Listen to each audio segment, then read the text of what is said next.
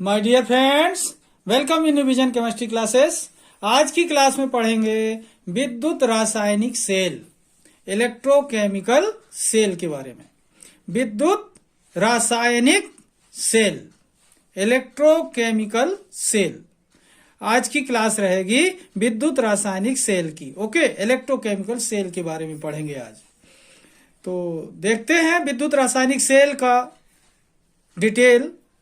इसके पहले जिन लोगों ने मेरे चैनल को सब्सक्राइब ना किया हो तो सब्सक्राइब कर लें और मेरा सहयोग करें, और देखते हैं विद्युत रासायनिक सेल, इलेक्ट्रोकेमिकल सेल का डिटेल। ओके, तो देखिए विद्युत रासायनिक सेल का डिटेल। किस किस बिंदुओं पर विद्युत रासायनिक सेल के बारे में पढ़ेंगे। देखिए विद्युत रासायनिक सेल, विद्युत रासायनिक सेल। सबसे पहले पढ़ेंगे सामान्य परिचय, इलेक्ट्रोकेमिकल सेल की बारे में सामान्य जानकारी। ठीक है, इसके बाद पढ़ेंगे इलेक्ट्रोकेमिकल सेल, विद्युत रासायनिक सेल की संरचना के बारे में। ठीक है, कैसा बना होता है, किस तरीके से बनाया जाता है। फिर इसके बाद पढ़ेंगे तीसरे पॉइंट पर सिद्धांत एवं कार्यविधि, सिद्धांत एवं कार्यविधि के बारे में पढ़ेंगे। ठीक है, इसके बाद पढ़ेंगे नेक्स्ट पॉइंट रासायनिक अभिक्रिया। इसमें कैसे रासायनिक अभिक्रिया होती है, कौन सी रासायनिक अभिक्रिया होती है, इलेक्ट्रोड पर कौन सी प्रकार का रासायनिक समीकरण होता है, एनोड पर कौन सी अभिक्रिया होगी, कैथोड पर कौन सी अभिक्रिया होगी, इसके बारे में पढ़ेंगे। इस पॉइंट के आधार पर रासायनिक अभिक्रिया।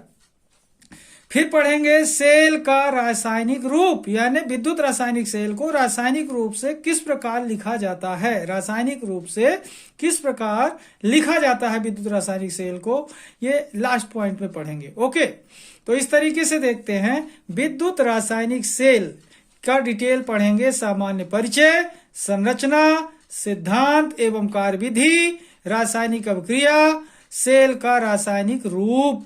ओके, तो देखते हैं इनकी डिटेल जानकारी वन बाय वन करके। ओके, तो देखिए विद्युत रासायनिक सेल का सामान्य परिचय। विद्युत रासायनिक सेल का सामान्य परिचय मतलब विद्युत रासायनिक सेल किसे कहते हैं। ठीक है, व्हाट इज इलेक्ट्रोकेमिकल सेल, विद्युत रासायनिक सेल क्या है। तो इसके बारे में देखिए क्या है। वह युक्ति जो रासायनिक ऊर्जा को विद्युत ऊर्जा में परिवर्तित कर देती है, विद्युत रासायनिक सेल कहलाती है। वह युक्ति जो रासायनिक ऊर्जा को विद्युत ऊर्जा में परिवर्तित कर देती है, विद्युत रासायनिक सेल कहलाती है। अब इसके आगे थोड़ा और देखिए। इसे सर्वप्रथम ए वोल्टा एवं एल गैल्वेनिक ने बनाया था। इसे सर्वप्रथम ए वोल्टा एवं एल गैल्वेनिक ने बनाया था, इसलिए इसे वोल्टी सेल या गैल्वेनिक सेल कहते हैं। अब ध्यान दें, विद्युत रासायनिक सेल तो नाम है ही इसका, लेकिन इसे सर्वप्रथम किसने बनाया, ए वोल्टा ने बनाया। तो इनके नाम पर क्या बोलते हैं, वोल्टाइक सेल भी बोलते हैं। विद्युत रासायनिक सेल को क्या बोलते हैं, वोल्टी सेल। साथ में एल गैल्वेनिक थे तो क्या बोलते हैं, इसे गैल्वेनिक सेल भी कहते हैं।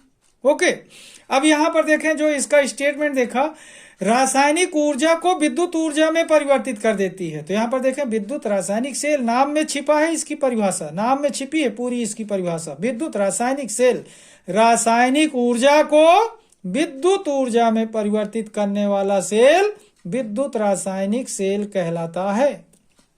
ओके, तो एक बार फिर से देखिए। वह युक्ति जो रासायनिक ऊर्जा को विद्युत ऊर्जा में परिवर्तित कर देती है, विद्युत रासायनिक सेल कहलाती है। इसे सर्वप्रथम ए वोल्टा एवं एल गैल्वेनिक ने बनाया था, इसलिए इसे वोल्टी सेल या गैल्वेनिक सेल कहते हैं। ओके, तो इस तरीके से देखा विद्युत रासायनिक सेल का एक सामान्य परिचय। आपको पता चल गया कि विद्युत रासायनिक सेल क्या है। वह युक्ति जो रासायनिक ऊर्जा को विद्युत ऊर्जा में परिवर्तित करती है, विद्युत रासायनिक सेल कहलाती है। इसका दूसरा नाम क्या है, वोल्टी सेल या फिर गैल्वेनिक सेल भी है। ओके, अब देखते हैं विद्युत रासायनिक सेल का संरचना। ठीक है, विद्युत रासायनिक सेल की संरचना, ये बना कैसे होता है। ओके, तो देखिए विद्युत रासायनिक सेल की संरचना। विद्युत रासायनिक सेल की संरचना। ठीक है, अब देखिए विद्युत रासायनिक सेल की संरचना, स्ट्रक्चर ऑफ इलेक्ट्रोकेमिकल सेल के बारे में देखते हैं। देखिए विद्युत रासायनिक सेल 2 अर्ध सेलों का बना होता है। कितने अर्ध सेल होते हैं इसमें? 2। विद्युत रासायनिक सेल 2 अर्ध सेलों का बना होता है, जिसमें प्रथम अर्ध सेल में, फर्स्ट हाफ सेल की बात कर रहे हैं, जिसमें प्रथम अर्ध सेल में ZnSO4 का यानी जिंक सल्फेट का जलीय विलयन भरा होता है। कौन सा विलयन? जलीय विलयन भरा होता है और जिंक की छड़ डूबी होती है। किसकी? जिंक की छड़ डूबी रहती है। तथा दूसरे अर्ध सेल में CuSO4 का जलीय विलयन भरा होता है और कॉपर की छड़ डूबी रहती है। ओके, अब ध्यान दें, प्रथम अर्ध सेल में ZnSO4 का जलीय विलयन भरा होता है और जिंक की छड़ डूबी रहती है, जबकि दूसरे अर्ध सेल में CuSO4 का जलीय विलयन भरा होता है और कॉपर की छड़ डूबी रहती है। ठीक है, ये 2 अर्ध सेल तैयार हो गए। पहला अर्ध सेल ZnSO4 से भरा होता है, जिंक की छड़ डूबी रहती है।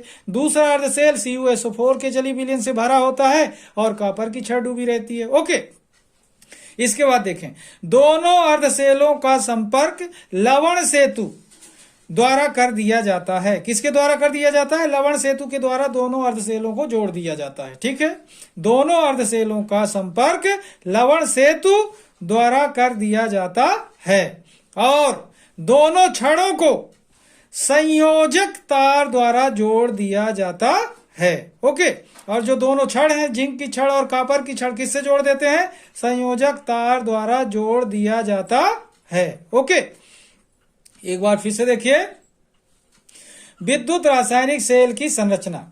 विद्युत रासायनिक सेल 2 अर्ध सेलों का बना होता है, जिसमें प्रथम अर्ध सेल में ZnSO4 का जलीय विलयन भरा होता है और जिंक की छड़ डूबी रहती है, तथा दूसरे अर्ध सेल में CuSO4 का जलीय विलयन भरा होता है और कॉपर की छड़ डूबी रहती है।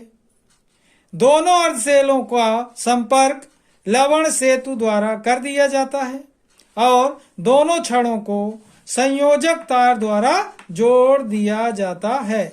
इस प्रकार एक विद्युत रासायनिक सेल बन जाता है। ओके, इस प्रकार देखेंगे, इसको एक बार पढ़ेंगे तो बहुत ही आसानी से बन जाएगा आप लोग से। ठीक है, विद्युत रासायनिक सेल की संरचना। अब देखते हैं इसका डायग्राम। ओके, ये जो हमने लिखा तो डायग्राम होगा कैसे? ओके, किस तरीके का बना होगा, तो देखते हैं डायग्राम के बारे में। देखिए विद्युत रासायनिक सेल का चित्र।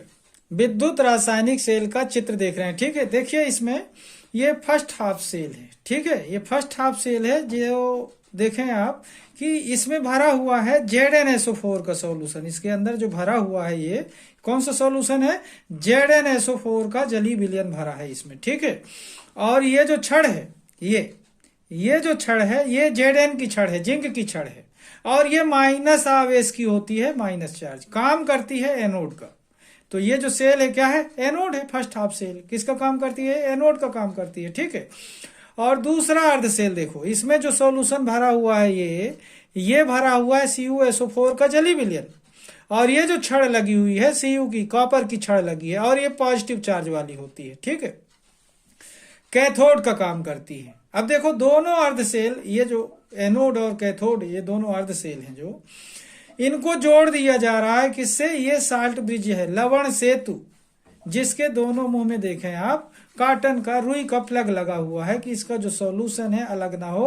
अर्ध ठोस सॉल्यूशन भरा होता है, विलयन भरा होता है। ठीक है, अब यहां देखो ये दोनों छड़ों को संयोजक तार, ये जो लगा हुआ है एक संयोजक तार लगी हुई है जिसके द्वारा इन दोनों को जोड़ दिया जाता है। ठीक है, यहाँ एक लगा हुआ है के, यानी कुंजी लगी हुई है। कुंजी लगा देंगे तो सेल पूरा चालू हो जाएगा, निकाल देंगे तो सेल बंद हो जाएगा। और ये गैल्वेनोमीटर लगा है, धारा मापी जिसे कहते हैं। क्या लगा है? गैल्वेनोमीटर। अब इसमें एक चीज और देखें, एनोड से इलेक्ट्रॉन निकलते हैं और जाते हैं कैथोड में आकर डिपॉजिट होते हैं। तो जब इलेक्ट्रॉन एनोड से निकलकर कैथोड में आकर डिपॉजिट होता है तो अपनी एनर्जी छोड़ता है और वही एनर्जी वापस आती है एनोड की तरफ। कैथोड से कहां की तरफ ऊर्जा आती है? एनोड की तरफ आती है, जो करंट कहलाता है। क्या कहलाता है? करंट, विद्युत धारा कहलाती है। मतलब विद्युत धारा का बहाव कैथोड से एनोड की ओर होता है, लेकिन इलेक्ट्रॉनों का प्रवाह एनोड से कैथोड की ओर होता है। ऐसा ये चित्र में दिखाया गया है। ओके, तो इस तरीके से देखें आप कि दो अर्ध सेल हैं। पहले अर्ध सेल में ZnSO4 का जलीय विलयन भरा है, दूसरे अर्ध सेल में CuSO4 का जलीय विलयन भरा है। ZnSO4 के जलीय विलयन में जिंक की छड़ डूबी हुई है, CuSO4 के जलीय विलयन में कॉपर की छड़ डूबी है। जिंक की छड़ ऋणावेशित होती है, कॉपर की छड़ धनावेशित होती है। दोनों अर्ध सेलों को साल्ट ब्रिज लवण सेतु की सहायता से जोड़ दिया जाता है, जिसके मुंह पर कॉटन का प्लग लगा हुआ है। जिंक की छड़ वाला जो अर्ध सेल है एनोड का काम करता है, कॉपर की छड़ वाला जो अर्ध सेल है कैथोड का काम करता है। ओके, ये कुंजी लगी हुई है सेल को बंद करना है और चालू करने के लिए एक की लगी हुई है, और ये जी क्या है? धारा मापी है। ठीक है, इलेक्ट्रॉनों का प्रवाह एनोड से कैथोड की ओर होता है और धारा का प्रवाह कैथोड से एनोड की ओर होता है। ओके, इस तरीके से इस डायग्राम को देखेंगे आराम से, केयरफुली, बहुत आसानी से सीख जाएंगे। ठीक है, अब देखते हैं इसका सिद्धांत एवं कार्यविधि के बारे में। ओके, तो देखिए विद्युत रासायनिक सेल का सिद्धांत एवं कार्यविधि। सिद्धांत एवं कार्यविधि देखिए, यह सेल डेनियल सेल के सिद्धांत पर कार्य करता है। इस सेल में जिंक की छड़ ऋणावेशित होती है तथा इस पर ऑक्सीकरण अभिक्रिया होती है।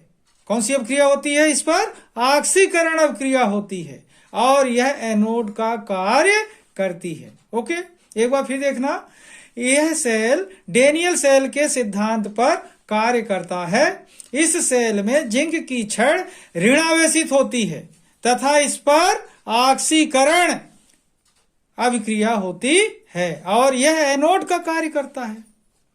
ठीक है, जबकि कॉपर की छड़ धनावेशित होती है, उसका उल्टा, कॉपर की छड़ धनावेशित होती है तथा इस पर अपचयन अभिक्रिया होती है और यह कैथोड का कार्य करता है। और यह कैथोड का कार्य करता है। कॉपर की छड़ किसका कार्य करता है? कार्य करती है कैथोड का कार्य करती है। ओके, एक बार फिर से देखिए, यह सेल डेनियल सेल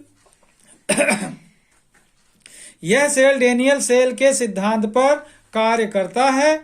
इस सेल में जिंक की छड़ ऋणावेशित होती है तथा इस पर ऑक्सीकरण अभिक्रिया होती है और यह एनोड का कार्य करती है, जबकि कॉपर की छड़ धनावेशित होती है तथा इस पर अपचयन अभिक्रिया होती है और यह कैथोड का कार्य करती है। ओके, अब देखते हैं रासायनिक समीकरण। इस अभिक्रिया के आधार पर किस प्रकार की रासायनिक अभिक्रिया होती है देखते हैं।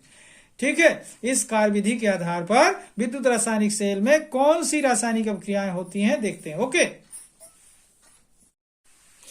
देखिए रासायनिक अभिक्रिया देखते हैं। रासायनिक अभिक्रिया देखिए, एनोड पर क्रिया, एनोड का काम कौन करता है? जिंक की छड़ करती है। तो Zn solid equal to Zn aqueous में बदलती है 2+ आयन के रूप में, 2 इलेक्ट्रॉन लूज करती है। तो इलेक्ट्रॉनों का बाहर निकलना क्या कहलाता है? ऑक्सीकरण। तो ZnS से Zn एक्वस 2+ आयन के रूप में बदल जाती है और 2 इलेक्ट्रॉन बाहर करती है। अभिक्रिया का नाम होगा ऑक्सीकरण। इलेक्ट्रॉनों का बाहर निकलना क्या कहलाता है? ऑक्सीकरण। मतलब जिंक छड़ पर कौन सी अभिक्रिया हो रही है? ऑक्सीकरण। किसका काम कर रही है? एनोड का। अब देखें कैथोड पर क्रिया, Cu एक्वस 2+ आयन के रूप में रहता है, 2 इलेक्ट्रॉन गेन करता है और Cu सॉलिड में बदल जाता है। तो ये कौन सी अभिक्रिया कहलाएगी? इस अभिक्रिया को कहेंगे, इस अभिक्रिया को बोलेंगे अपचयन। इलेक्ट्रॉनों का ग्रहण करना, इलेक्ट्रॉनों का ग्रहण करना क्या कहलाएगा? अपचयन। मतलब इसमें Cu क्या किया? 2 इलेक्ट्रॉन गेन किया Cu2+ आयन, तो क्या बन गया? Cu न्यूट्रल हो गया, सॉलिड फेस में आ गया। इसे अपचयन अभिक्रिया कहते हैं। अब यहां पर देखना योग टोटल इस अभिक्रिया का क्या हुआ। ये ZnS फिर Cu2+ एक्वस, इलेक्ट्रॉन से इलेक्ट्रॉन कैंसिल हो गए तो इधर क्या बचा, ZnS ये लिखा हुआ है, Cu2+ एक्वस ये लिखा हुआ है, इलेक्ट्रॉन से इलेक्ट्रॉन कैंसिल हो गया। अब इधर आए तो इधर देखें Zn2+ एक्वस ये लिखा है और Cus ये लिखा हुआ है। तो ये कौन सी अभिक्रिया कहलाएगी, दोनों को अगर जोड़ा जाए अपचयन और ऑक्सीकरण को तो रेडॉक्स अभिक्रिया कहते हैं। क्या कहते हैं, रेडॉक्स अभिक्रिया कहते हैं इसको। कौन सी अभिक्रिया बोलेंगे इसे, रेडॉक्स अभिक्रिया कहते हैं। ओके, तो इस तरीके से दोनों अभिक्रियाओं का योग क्या कहलाएगा, रेडॉक्स अभिक्रिया कहलाएगी। एनोड पर कौन सी अभिक्रिया हो रही, ऑक्सीकरण, इलेक्ट्रॉन बाहर निकलते हैं, जिंक की छड़ जो है Zn2+ एक्वस के रूप में परिवर्तित होती है 2 इलेक्ट्रॉन लूज करके।